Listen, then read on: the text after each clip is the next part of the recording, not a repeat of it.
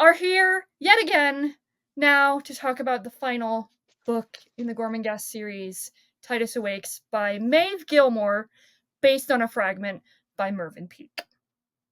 And I've got Marianne here again with me, as she is. Hello.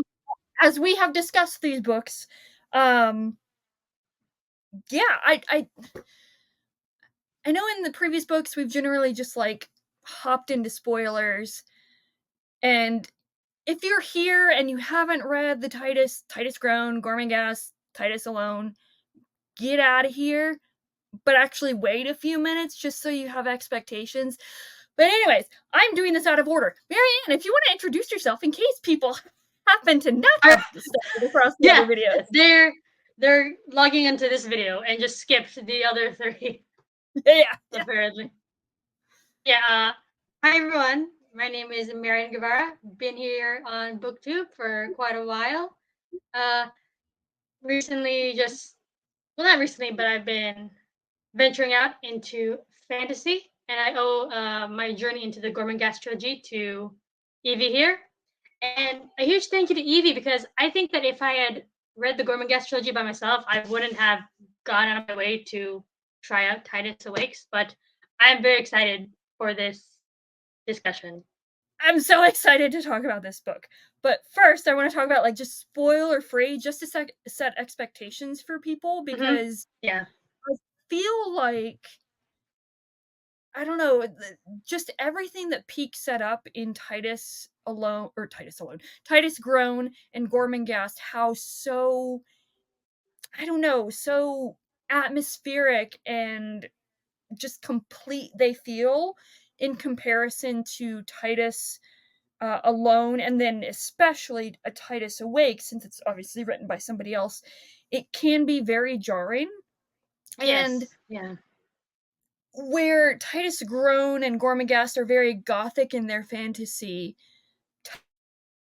Titus Alone is feels almost sci-fi, but it's more psychedelic in a way. Yeah, it's like surreal. Yeah, very surreal. And then with Titus Awakes, you only get one chapter from of Mervyn Peake writing, and you see the marked decline of his writing and storytelling as he is in the throes, in the depths of dementia and Parkinson's. And Maeve Gilmore, his wife, takes up the pen, literally and figuratively. And I like, don't go into this book expecting Mervyn Peake, let alone Titus Grown. I think it's, when it comes to Titus Awakes, this is a book written by Maeve Gilmore, based off of fragments by Mervyn Peake. Do not treat this as Mervyn Peake. Treat this as written by Maeve Gilmore. Exactly. I think that's very important to like be understood before getting into the book. Yeah, exactly. And I know I mentioned this. I think I mentioned this in my like written review, and I wound up reading the introduction after I finished the book of Titus Awakes, and I'm happy and really, I shouldn't say happy, but I am satisfied that who's the introductory person, Brian Sibley, I think, wrote the introduction. What he wrote was what Maeve Gilmore was able to convey to me as a reader, in that Titus Awakes feels like not just her paying homage and honoring Titus Grown as a character, Gormenghast as a series, and Mervyn Peake as a writer, and what he started, and her attempts to kind of complete it in a way, but it's also a really, to be frank, emotional experience for me, reading really a love letter of a wife to husband. And honestly, reading Titus Awakes, I can imagine this was very cathartic to write for Maeve Gilmore in many ways, because I think she was writing this. Yeah, as you mentioned, it started off as an homage, but I feel like it sort of morphed into this love letter to not to Mervyn Peake as the artist, as the author, but then also her husband, the father of Right. her children. So you really get a sense of that, particularly towards the latter half of this book. So yeah. Yeah.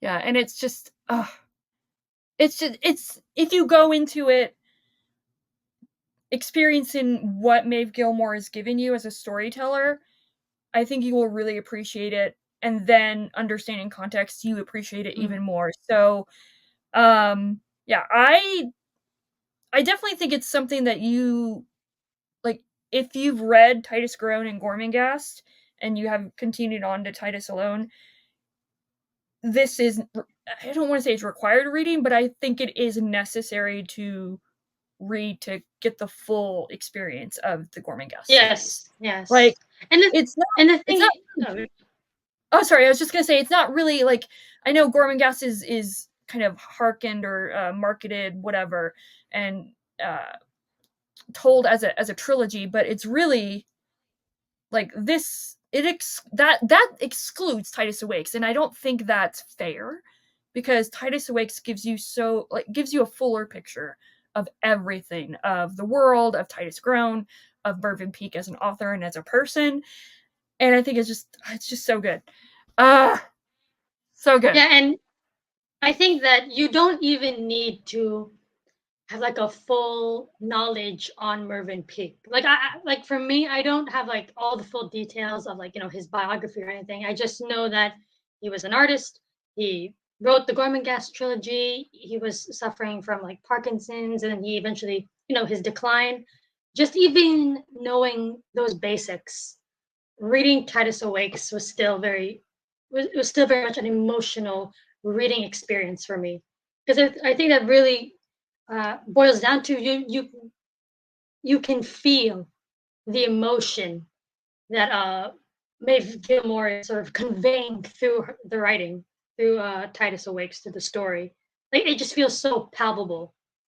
Exactly, and it's just and I think that is a, a wonderful credit to Maeve Gilmore, as a writer, that she was able to so successfully and completely convey all of these things to us as readers, um, whether we know the context or not. That Hmm.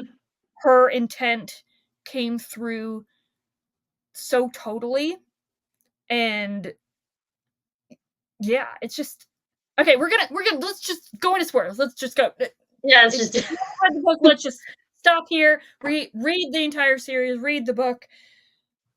I just spoilers start now because I'm just gonna start at the well towards the end. The thing that got me the most was Titus being working at the ward and meeting who yes, an yes, unnamed person who turned out to be Mervyn Peake. yeah. Honestly, what And was the name of the chapter? It was hold on. It Titus goes was to an unwelcome intro. No, not unwelcome intro. Sorry, there's the name of the chapter. Was it Intermissions of Other Days? I think that was the chapter where like, okay, this book has got me.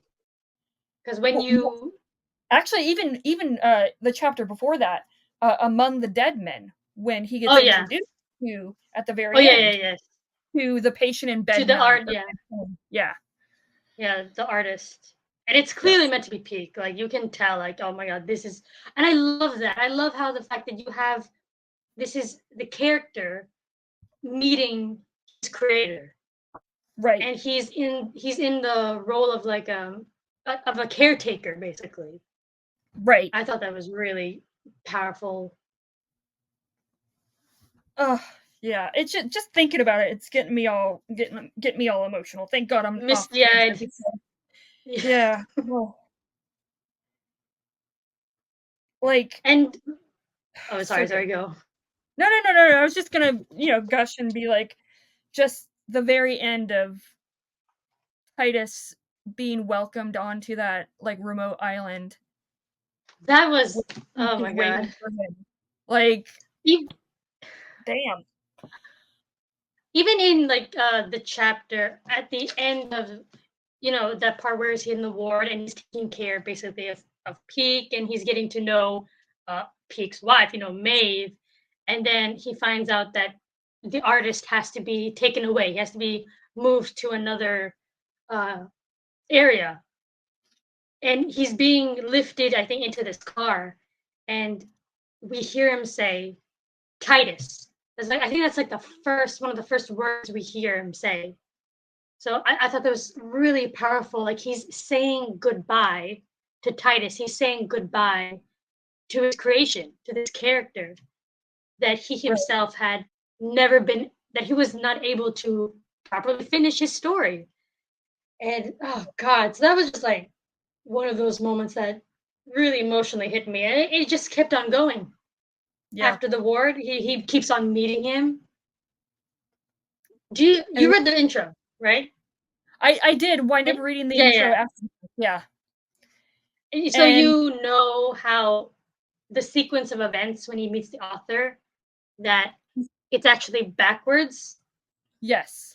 And Yeah. that, Oh my like, god. I reading the intro, I lost it. In the book, these locations appear in a reversal of the order in which they featured in Mervyn's life, being the ward where Mervyn Peake was confined, um, and then the Priory, which is where he had spent time working on Titus alone before he started having an illness. For anyone that happens Mm-hmm. to be listening or watching, whatever. Anyways, in the book, these locations appear in a reversal of the order in which they featured in Mervyn's life, almost as if Maeve were trying to turn back the clock so that instead of relentless decline, the artist appears to be recovering, becoming a vibrant, life-embracing person once more, represented in the novel by the man waiting with his 3 children on the island jetty for Titus's arrival.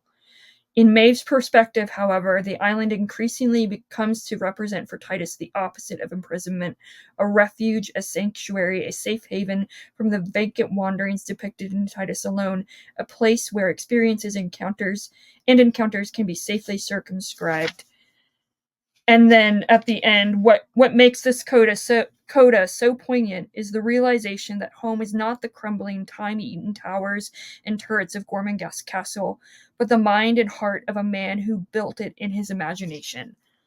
That got to me. Not gonna lie, I Yeah, was tearing up when I read that. Yeah, because I didn't realize it when I first read it, but the last line, that's what Gertrude said to yeah. Titus when he I left. didn't, I didn't realize that either until it was mentioned. I'm like, Yeah. oh, Oh, yeah, well, dang. And I thought and it was very poignant because Sark was apparently where Peake wrote Titus Grown. So Titus Grown ends up going back to the place, to sort of like his birthplace in a way. That's right, his home. He returns to his exactly, proper birthplace. exactly. And it's Gosh. just the way that again, the way that Gilmore is simultaneously paying homage to Peake, the writer, Gormenghast as the series, Titus Grimm as a character, while still, and this is the thing that gets me so, like, it was so, it was so astounding from a literary perspective, but also from, it was so effective emotionally, is that it's almost tangible through the text of this woman is trying to keep her husband alive. She's already lost him Yes. at this point. Mm-hmm. He's been dead for a while, maybe even a year, 10 years or something, like, yeah, no, because she started this in 1970, he died in 1969. So he'd been dead for at least a year. And even from the introduction, she had no intention of publishing this. She was just writing. I mean, from from my point of view, she's writing to keep him alive, and it's Yeah. just an exercise in grief that is so profoundly beautiful, and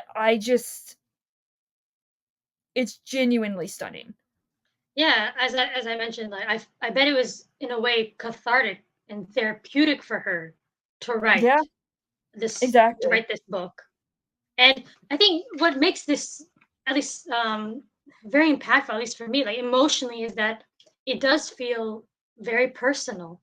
And like I said, I do feel that you should have uh, at least some context of how this book came about, because I could see people kind of going into this blind, maybe not knowing exactly everything about Peak, and they might be like, they might come into this thinking, not liking it, like, oh, why does he suddenly become attached to this artist? Why does he decide that the artist in his family is his home? Why doesn't he stay with, like, Ruth, or that first girl, or something like that? But when you understand sort of, the entire context, you know, why Maeve wrote this, her history, and her life with her husband, it just gains a deeper and honestly more beautiful connotation. Yeah, absolutely. Um, yeah, I mean, we could probably, like, go on and on about how, like, emotionally effective this is, and, like, authorial intent, and how successful Maeve Gilmore was about this, was about, with going about it. But from a plot perspective, I was surprised with how compelled I was, um, by Titus's journey. I mean, from the first chapter, you do, even though it is peak writing, it does feel, I don't know, it feels different, and you can see the marked decline in Peak's mental capacities just from that first chapter. It's very not haphazard, but very garbled, very confusing in a way. But then, as when Maeve Gilmore picks it up, it just it's like you're being reintroduced in a way to Titus Grown, and I don't know, following him on another journey that he's having. Um, Starts with Titus in the snow, and he has the he's like reflecting on Gormenghast and stuff like that, and then it's like he's in this barn where there's like, I don't know, it's not bizarre, but it's like it's almost it's almost like it's a completely dire, like, hopeless situation that you're like, "How is he gonna get out of this?" I don't know Mm. if you felt that at all, but When reading the fragment that is Peaks, I did get a sense that I always got a sense that he was really desperately pushing.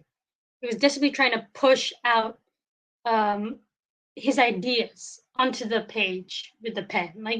But you can tell that, yeah, there is a decline noticeable, and his condition was just not allowing what he had in his mind to properly put to pen and paper.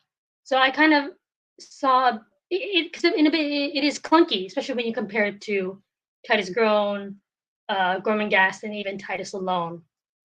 So yeah, and it actually reminded me, there was a portion in the chapter Intimations of Other Days, where it says, his words would not make the senses that he searched for, and in his frustration he would hit out at those around him, but with so little force there was no danger for anyone.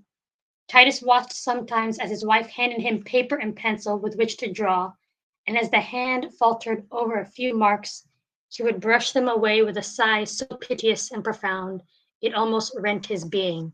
It's moments like that where you really get a sense, like, because Maeve witnessed this herself. She right. must have saw him, struggle, and I think you can also see that struggle in the first chapter, in that Yeah, fragment he left behind. Like, he was trying to push out what he had in his mind, but his body and his mind was failing him. So yep. it was just very interesting. I also wonder if, because we saw a glimpse of Gormenghast, if he got to write Titus Awakes the way he wanted to, if we would have gotten to see more glimpses of it, or if that was going to be the only thing. And yeah, I feel that the beginning with the snowstorm, because apparently like Peake wanted Titus to be in all these different locations, snowstorm, the islands, the soldiers. Archipelago, I think, was one of Yeah, the like yeah, basic yeah. things. So like Titus was going to be going through, I feel that, I guess, just a lot more trials compared to Titus alone. It was just going to be dealing with more burdens and burdens. Right. Yeah, it does feel like it feels this feels like not necessarily fast paced, but it's more cursory in his journeys. Like he doesn't stay long anywhere No, to no, develop he anything. So lingers. yeah, like the relationship with the old woman and her family, like, and then the relationship with like Ruth Saxon, it's and with the dog, like it's all. I think the relationship with the dog is the most The most like lasting like connection, like emotional very, connection he had. yeah, and it's all very cursory until actually you get to The the artist. Yeah. artist, yeah, Hmm. and it's just it's interesting how Gilmore portrays Titus in that, and Titus recognizes, or Titus recognized this himself in that he longs for connection, but Hmm. he knows he's going to run away and he's going to abandon whatever connection he has, even though it's something he longs for. And He was doing that in Titus alone, but he then was, yeah, I think it came more out of the fact that he was wrestling with his identity. You know, the whole "do I exist outside or independent of Gormenghast?" and this issue he has with this sort of identity. It's now evolved more into this ability to form connections, and I wonder if, like, is this a sort of meta thing? This whole idea that Titus was constantly searching, search without end. That uh, he was constantly searching. He was unable to find an anchorage for so long. He wasn't able to form proper connections. Is it like a meta commentary on the fact that Peake was unable to finish? Like, he was unable to finish the tale of Titus Grown, so he wasn't able to provide, at least story wise, an ending to Titus's journey, an ending. He wasn't able to provide something for Titus to be satisfied with or to come home properly. Of course, in Gilmore's version, Titus is his anchorage is with Peake, but in terms of the story that Peake envisioned, we'll never really know fully what he right, intended for Titus, to connect yeah, with. yeah. No, I agree with that, and also like at the same time, I think it's actually I think what maybe Peake was might have been going for, and what his intentions were, like, it was gonna be this never-ending thing, as you said, Mm-hmm. what Maeve Gilmore, originally titled the book was Search Without End and was the final chapter name. Like, to be all, like, armchair philosophical, it's like, we are we are never at an end to ourselves. We're constantly evolving, constantly searching for something, and um having like building connections, searching for connections, breaking connections, like we're never at a place where there's a finite like finality to what our goals are. There's that constant like evolvement, um and pursuit, if that makes sense. So I think in that regard, like, Peake's intention to write so many more novels, like, of Titus always searching for something, like, it makes sense. Um, Mm-hmm. yeah. It just, once again, I just feel, I wish we got more. I wish we Yeah. got more. It I this one is really hard to divorce the story from the authorial like background Yeah. and intent. It's really connected. Yeah, it's Yeah, very connected. yeah, I feel like you won't be able to fully appreciate it unless you have that context. exactly. Yeah, So, yeah. yeah. Um, I think like I think the majority of people who do read this, because like it's like closer to a 3 on Goodreads or something like that. Yeah, it's not really as well received by general audiences or something like that. But I feel that if they view this more as not a strict continuation of Titus Groan's story, but more of this, see connections to the author and her relationship with Peake, they would have I think, a greater appreciation for it. yeah. As I like to tell people, they have to read it smarter. I'm just kidding, Yeah. but not really. Going back to like plot stuff. What was I had a note here because I literally kept notes for this entire thing. I have 3 pages of notes for Titus alone throughout that book. I have 5 pages of notes for Titus Awakes. Like, because Yeah, I I'm was not just surprised. so involved and like, so good. What'd you think about Titus having a kid? I was surprised. It happened so like early into the book. I was like, Yeah, oh, okay. But then, it did not last. It's like I knew something. I mean, he even admitted to himself that even if the child hadn't passed away, he would leave. So it yeah, just goes to show that even a child, even his own flesh and blood, he was still restless. It wasn't a strong enough connection for him to stay, to settle down. So right. yeah, I did not see him having a kid, And but I did not see the child like when it was noted at the end. I think it was let's see, chapter, what did I put here? Chapter 9 at the very end where it's talking about how the child is cold. And I'm like, mhm. what? The child died? Yeah, Uh, yeah, Titus's child heart was died. Yeah, Titus's heart was as cold as the infant on the bed as he made his way out of the hut. Yeah, That's heartbreaking, and even more so that the child's name is Fuchsia. fuchsia. Yeah, oh my god, because apparently, yeah, that's like it was the name he kept on repeating Yep. over and over again. Like he never exchanged. I don't think him and the mother of his child like had a proper conversation because they didn't speak the same language or anything like that. But that was It's enough. Like all he said was fuchsia, fuchsia, and Fuchsia. that was the name she gave their child. And yeah, Yep. didn't make it.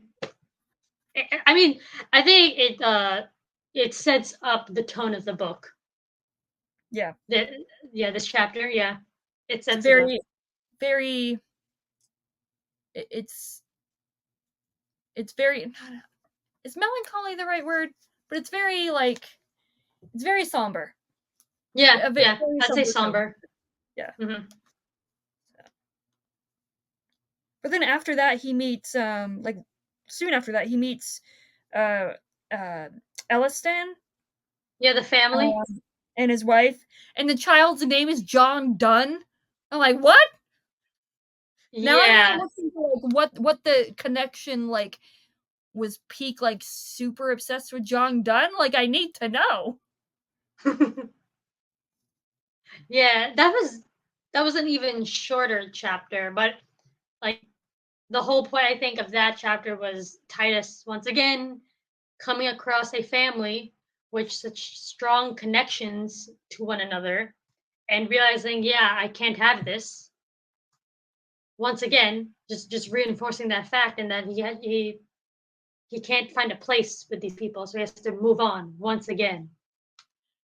But he does get dog out of it. He does have dog. That is important. Dog is great. Glad glad dog, had a good ending.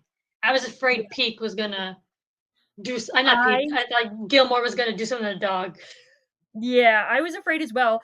I did I don't wanna say it was comical, but I thought it was interesting how, like, Dog just as soon as Titus said something, Dog Dog acted like a human, like, wouldn't eat unless Titus ate first, would, you Mhm. know, with those 3 people that were trying to attack them, Titus is like, "Kill them," and Dog just goes It's like, haywire "Yep, and sure."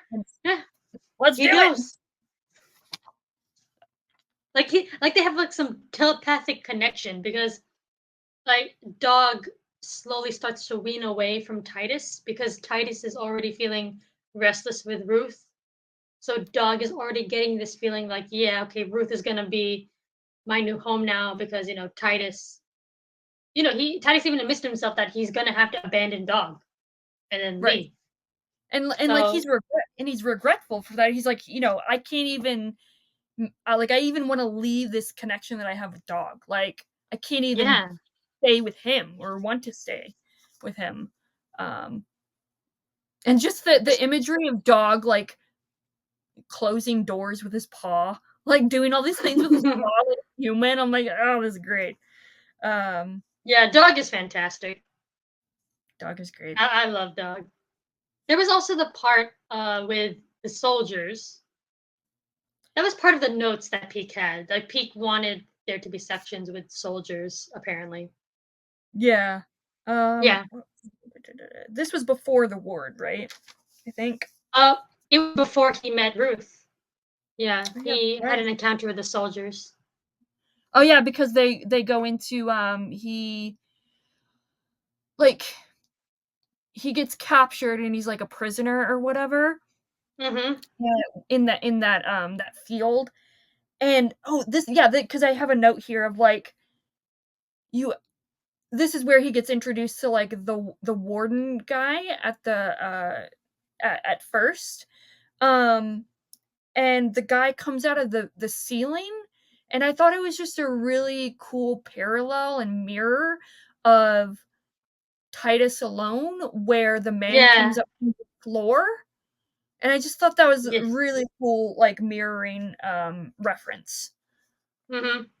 There's a bit of yeah. I think there's several bits of mirroring in Titus Awakes. Like there's a lot of sort of references and mirroring for the previous books as well. Yeah. I mean, Also, to kind of beat a dead horse, it's the homage, like, paying homage, and yeah, it's just yeah. it it could, like, it could seem like hokey and, like, what do they call it, fan service or whatever, like, in modern terminology, but, like, again, knowing the context and, of the writing of this, it just it reinforces that this is a love letter to all aspects of this series, the characters, the writer, and it makes it so not nostalgic, but, like, there's a fondness to recollecting or seeing those parallels and, Yeah. being reminded of those older books, quote, unquote, uh, the previous books, there you go. Yeah, But so then after the soldiers, he also stayed a bit in the archipelagos where like him and Dog were just living off the land for a bit. yeah, and I feel like he's kind of like wait, was that before or after the I jailing think part? that was actually, I think that was before the soldiers. Okay, yeah, because I have a I note think. here of, like, I have a note here of, like, Titus, evokes Mr. Flay and his learn to, Yes, live and yes. survive on his own in the um, Hmm. how to feed himself, how to make fire as, like, a quote, unquote, "primitive man" is what he described it as. Um, yeah, so and just the scene where he thinks that Dog abandoned him and he's, like, comparatively freaking out like, "Oh, no. I want to abandon everyone, but Dog abandoned me. How could he abandon me?" And then Dog comes back with food for him, Yeah. and I'm like, "Go, I Dog. mean, I love you, Dog." I knew Dog wouldn't abandon him. It's Yeah. Dog, so like, there's no way. There's no way. Oh, there Um, was a note of, like, when he's out in the, like, he's surviving, Titus learns the barbaric acts of survival, um, and there's the, like, reference that, um, those acts of survival are so close as barbarity to civilization, and I thought that was just a really, like, such a profound, line, like, so close is barbarity to mhm, civilization, like, yeah. so profound. But yeah, anyways, after he I escaped from the prison slash soldiers area, um, I think he meets Ruth. That's the next major point is when he meets Ruth. yeah, at a literal crossroads. At a Mhm. literal crossroads is what my note says. And I thought that was so interesting. And she's very carefree, and she's like, "Yeah, I don't like. I'm fine, easygoing, whatever." And she doesn't put any expectations on him, and she just No, no. lets him be. And then he gets introduced to Drum, who he models for, which I thought was Yeah, that kind was kind of funny. I at the point where he met Ruth, it felt to me like it almost felt like uh Titus sort of the character entering into the real world. Because when we meet Ruth and then onwards, it feels that okay, the story is no longer taking place in this sort of like pseudo fantasy, I don't know, sci-fi world. Like it's now occurring in the real world. Yeah, it Like definitely feels he yeah, it feels modern. It feels like yeah. like our time or something like our Yeah, time. yeah, like, if there is a word to describe these books, Titus Groan and Gormenghast are gothic and whimsical. Titus alone is psychedelic slash sci-fi. And Titus Awakes is just it's modern. Like, it feels modern. Mhm. Um, so especially, like, with the references when they're at the ward. Well, Yes. to go back to Ruth, like, just the artistry and, like, the kind of not communal housing, but, like, the artist housing that they have, it's just Like you have a their studio apartments apartment. and stuff. Yeah. Yeah. And then I I did get a, kick out of Drum and his wife literally living in the studio with, like, with split down the middle, where his side is just chaos and all paint, and her side is cleanness and nature and plants and cooking and I think cleanliness. Like, it's I think clean. it's I think it's quite sweet. They make it work and It is. they appreciate their differences and they respect their differences. Yep. Yeah, but I felt also the scenes where he at that point he leaves the the old woman, what's her name? After Drum, he meets the old woman. Oh, And then after Mrs. Simpleton Grove, the patron yes, for the paint yeah. the mural with a bunch of naked men. So Yeah, that she likes them virile or something like that. but Dog is gonna be Virile man. included. But Dog is gonna be included in the mural, which is amusing. So Yeah, one dog amongst naked men. Yes, after her, then he ends up he visits that basement full of I guess um, vagrants is the term like people who have been kind of they're on their own, they're living on the street or something like that. They're yeah, ill. like it was it's that was a weird scene for me. Like you get this, like, let's face it, like, homeless Yeah. alcoholic guy, and he's like, "Give me your money," and then he goes and buys booze and then takes him back to his basement where there's a dead body there in all this trash, and I'm like, "What is happening?" And then the cops show up and then round him up and then Yep, like yeah, they Titus just gets pick him up Yeah, and then they just send him off wherever they can put them. I Oh, feel like I scenes like this made it feel very like real world. Like, okay, this is the modern times. yeah. Okay, we've So, left the fantasy.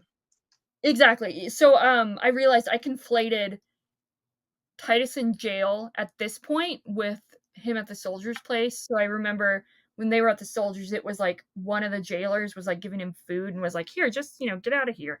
But it was Yeah. at this point that the old man appears in from the ceiling. So after he gets in jail after the basement scene. So I conflated the two scenes. So um, Oh yeah. so Because like he was a fellow worker at the ward, but yes, he got picked up for being drunk or something, and they just let him go. yeah, something Something like like that. And that. then he's Yeah. like that's when he gets offered the job as the ward nurse or as a Do you ward. need a job? Yeah. It's like, hey, I'll give you a job. You have no credentials. You have nothing. I don't know you. Where you're from, if you're credible, but yeah, you want a job. I thought it was really interesting that I don't think they ever say his name, but the ward nurse is like tells Titus that there are things that he has to be in order to have this job. And it's to warns him to be patient, be oh my gosh, I can't even read my own handwriting. Um be humorous? Nope, that's not right. And be compassionate. Hmm. Um, but to leave your mind alone, or you might find yourself an inmate too. And Yeah, cause it was at that yeah. point, I was like, I was thinking, I'm like, is Titus going to turn into Mervyn Peake? Like, Oh my god, that would have been. well, with Oh that wow. said, I did have that thought, and then now I'm like, Yeah. obviously having read it, I'm like, no, Marvin Peake is his own character. But according to the Wikipedia article, like apparently according to Wikipedia, which we all know it's debatably wrong, they apparently their summarization has it that Titus turns into Mervyn Peake. And Uh. that's Okay, not that's wrong. Like I could see that, but that's not right. no, it's not. It's someone's theory, but I think it's obvious. Mervyn Peake is the character, the artist. Right. It's quite obvious. Yeah. And you have in the ward Titus taking care of him, caring after him, like giving him walks and like, kind of tucking him into bed. And I And found that's that very sweet and powerful, it honestly. is, and then it's because like his wife asks Titus take care of him while Yeah. I'm, and it's just, and it was at this point that everything was like turning and starting to become more emotional because I mean Yes, yes. it was all emotional still, like from a like a literary perspective, seeing like the homages to the previous works, but I could see the personal like literally Marvin Peake is there on the page as a character and how Titus grown, I imagine, this is his what do you call it, magnum opus. This is his life's work. Um, Hmm. and Titus as a character has been a type of caregiver for Mervyn Peake even before he started, succumbing to dementia and Parkinson's. Um, and it was a means for him to not just as an outlet of creativity, but like it was a what's that what's that word I'm trying to think of, but like there's this like common image, common like illusion, whatever, this common saying that like when artists do things like it's like their life's work or like it feels a part of them, and this is a depiction pretty much of that, I feel like. um and like literally Titus taking care of his creator is Yes. just, Yeah. and the creator like having his creation take care of him. I thought it was going to end up into turning, again, Titus turning into Mervyn Peake. So I was gonna is this gonna be a weird it was all a dream type situation? That's how it's gonna end. But I'm glad it didn't go that way. Yeah, I like the way it ended. It's like the creation and the creator are reunited and they have found a home with each other. I think it adds bit of it adds some conclusion, some closure to. Yeah. It's not the conclusion we all imagined or we wanted, but I think it adds really powerful closure to Gormenghast. That Titus is just now in the care of the one who created him. Yeah. What are your thoughts on the hate? I have the note here. The hate-filled group of the youths. There That are was wearing animal masks. there was one part, like one of them, I think it's Mr. Man God or something. Oh, I felt yes. like he I felt like there was like some parallelism going on with like Steerpike in a way, like the way he's described. Oh, yeah. Yeah, because he says that he had tau-colored hair, so that's like fair hair, crop short, dark eyes set close together, a high forehead, given the impression or gave the impression of an intelligence deeper than he possessed. So I was like, that description is quite similar to the description of Steerpike. So I was like, is this another sort of like parallelism that Gilmore is giving us? Could be, because apparently Man God and his crew, they want destruction. Like that was their whole shtick. They wanted to take everything from others and destroy it. Yeah. And I love it how Titus kept joking with them, and they're like, "Don't joke with us, otherwise we're gonna kill you." And he's like, Yeah. and he tells them he only has his life, which if taken would only be a transfer, and that he'd be a dead weight. And I'm like, I literally broke out laughing when I read that. I'm like, that's That's hysterical. clever. That is clever. Very And clever. it's really telling that Titus is able to make these jokes literally in the face of his life being threatened or taken. In the face of death, he's just making jokes. And You can definitely see sort of like the progression like from Titus alone. I feel like in Titus alone he was he was much more like emotional, like a bit more sort of erratic because he was going through that whole uh, existential crisis. And then in Titus Awakes, especially as the book continues on, he's a lot more in control of himself. He still has questions. He still has like desires to go after, like he's trying to figure out. But he has a very not stoic but controlled sense to him that you didn't really get in Titus Alone or Gormenghast. So yeah, what did you think about the poet? that one was weird. I'm not gonna lie. It's like it happened. It's called like an interlude, an unwelcome interlude, and then the next chapter after that. And it was like I don't know what to make of him. Like I'm trying to think like what does he represent? What is this guy? Is he It's meant to be a parallel of someone in the previous books, or is this just like poking fun at individuals or characters like this? I have no idea, but the idea of being forced to listen to someone reciting bad poetry is simultaneously so horrifying and hysterical. So, and Titus Yeah, just sends them out, and it was great.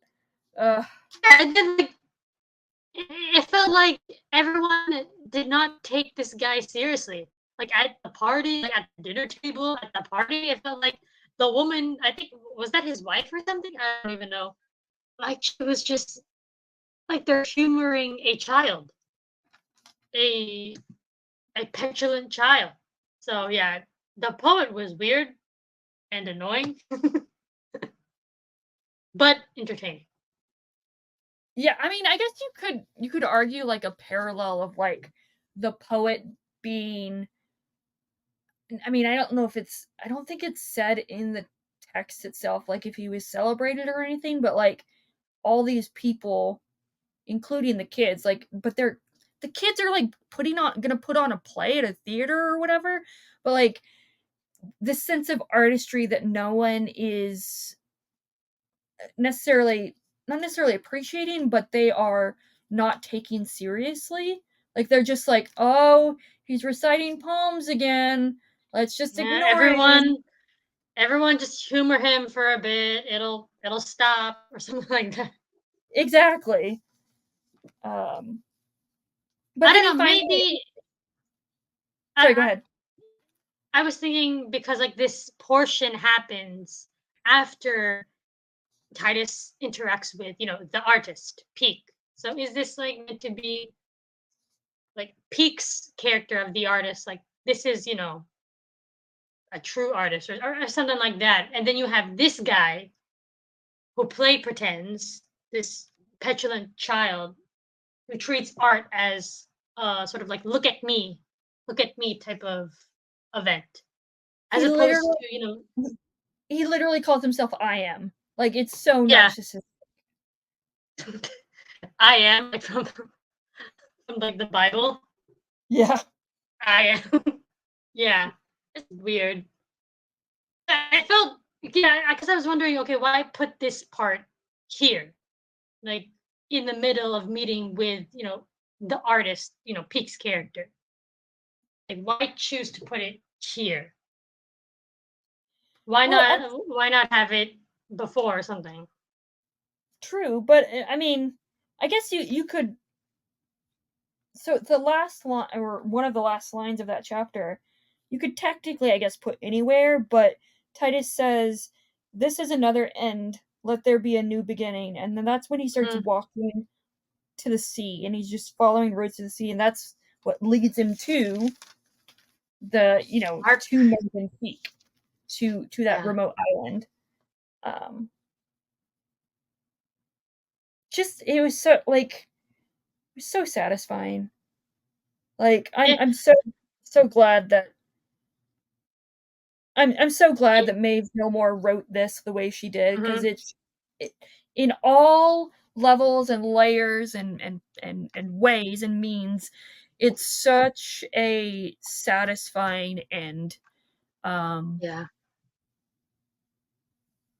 Like to, it is a beautiful image. It's a homecoming basically for Titus. Like he yeah, sees Mervyn, he sees his children, he sees Maeve there, and he walks up to them and they kind of welcome him and yeah, they're home. It's Titus had Titus had reached an anchorage. He knew that his past and his future, his whole being and his reason were here. yeah, that's it. Back back home with Pete. I think that's just so touching. So good. Ugh, it Yeah, makes me want to I'm reread. It already makes me want to reread the series. Um, like I genuinely was nervous reading Titus Alone and then starting Titus Awakes of like the first two books were so great. Like, is this gonna be an all like I know it's different. Is this gonna be just like a oh it's a good series, but this genuinely is an all time favorite series, like all books included. yep, same, It's same, same. so good. But yeah, so we are at the end, and what a journey it has It's been. I can't believe it's over, honestly. I can't believe it. Ugh. But there's still more Peak. There's Boy in uh, Darkness. Boy in Darkness, which is a Gormenghast like Titus grown story. So we can actually we could talk about that one if you want. Not that we would have much to talk about. But then there's Yeah, it also depends too short. Mr. Pie. Is that uh in the world of Gormenghast or is that separate? I think it's separate. So this is the summary of Mr. Pie, or blurb, whatever, on the back of the book. Brimming with cheer, Mr. Harold Pye arrives on the island of Sark with a mission to conquer evil. He immediately sets about changing everyone he meets, but is unfortunately prone to excess. When the struggle between good and evil becomes embarrassingly personal, Mr. Pye is forced to embark on a campaign of unparalleled sin. Well, dang, sin. That's that's Right? interesting. Yeah, It I don't know is. where that story's going. Huh. Uh, and apparently it was published in 1953. So, and it's got illustrations. Oh. Oh, of course. Yeah. Peake's Yeah. gotta have those illustrations. Yeah. So we have options, but 99% of it is done. The main series Yep. is finished. And Mm-hmm. it, like I said, it has been a journey. And thank you, Marianne, for not only discussing the first two books with me, but reading Titus Alone and Titus Awakes and discussing them with me. Yeah. It has been Thank you for so inviting me. enriching. Yeah. Yeah, it's been such an enriching experience, and reading these books on their own are wonderful, but discussing them has been even more enriching. So thank you again. Yeah, absolutely. So My reading experience would have been very different if I read these alone. yes, which is why I love discussing books. Good or bad, because it gives context and perspective. And yeah. So anyways, I don't know how to sign off on these things. So